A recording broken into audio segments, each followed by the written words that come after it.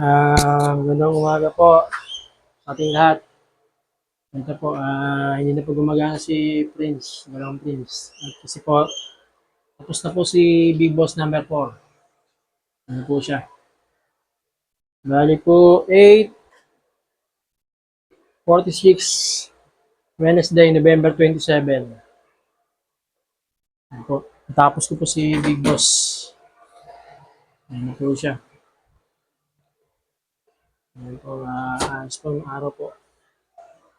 Ang harvest po niya ay 580. Ang nakakabit sa kanyang panel ay 590 saka siyang 550. Ang gumagana po sa kanya ngayon ay TV. 50 inches na TV, 220 electric fan, at ang ilaw 220, flip fan, yan po, yung po yung gumagana sa kanya.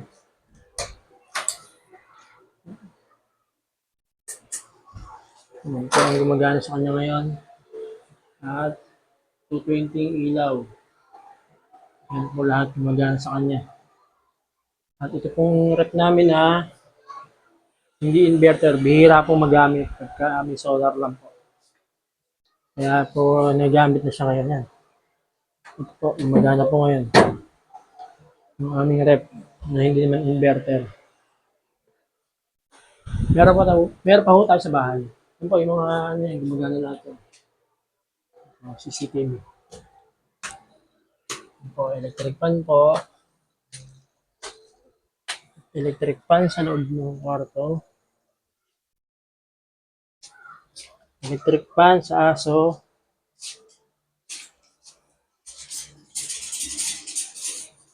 At electric fan sa aso. Electric fan pa po. Yan po lahat ang gumagana sa bahay. Kasi po marami tayong aso. Yung piset po, magulo. Nakakatapos ko lang po kasing trabaho. Mamaya pa baka buuin ko yung isa.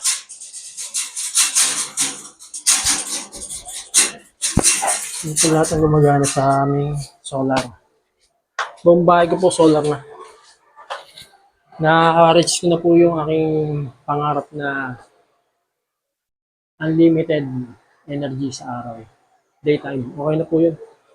Mas malaking tulong na po sa akin yung daytime. Wala akong babayaran ng rento.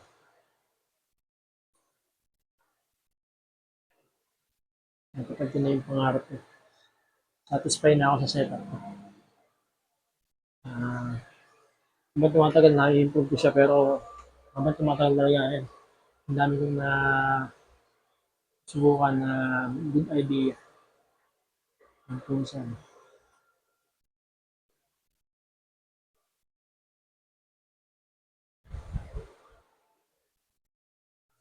Libre po tayo lahat sa kuryente. Yung mga gusto pong makalibre, talaga po kailangan nyo mag-invest tayo ng pera. Sa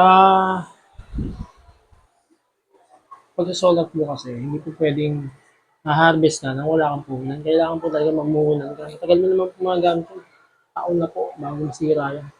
Basta po maingat kayo. Napakaganda po ng mayroong inaasahan solar. Yan, naka-built-in na po yung yan. Built-in na po yung ATS.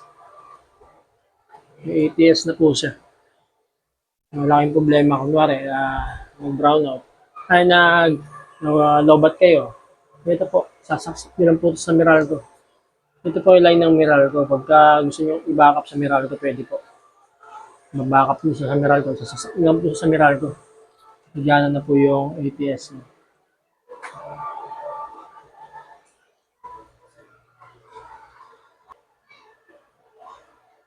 Bali po pala gusto nyo papakita ko po sa inyo paano gumagana yung ATS.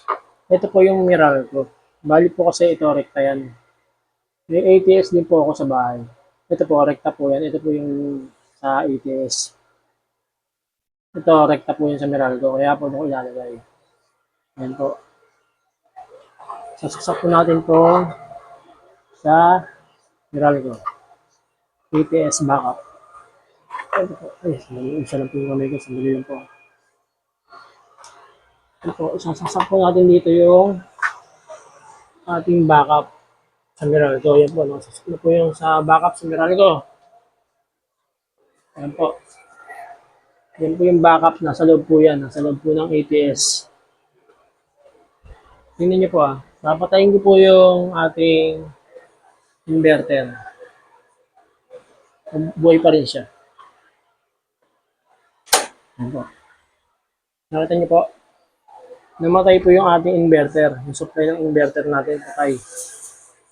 Pero gumagana pa rin yung ating mga appliances.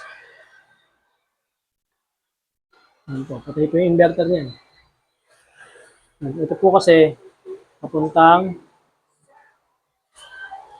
sa bahay ko yan. Sa ATS din nakakabit. Ayan po. Then bubuhayin ko po ulit yung inverter. Buhay na po siya. Ito niya. May delay po na 8 seconds yan para hindi masira. Para maganda yung dalo. Makita niyo yun. Ano po, gumana na po ulit. Gumana na po ulit ang ating solar. Ano po ang trabaho ng ATS? Ano po, salamat po. Si Big Boss number 4. Ito po kay Sir kay Ilocos po ang may-ari na ito. Baka po bukas o sa makalawa pick up niya na po ito. Salamat po sa pagtitiwala, Sir. From Ilocos. Salamat po.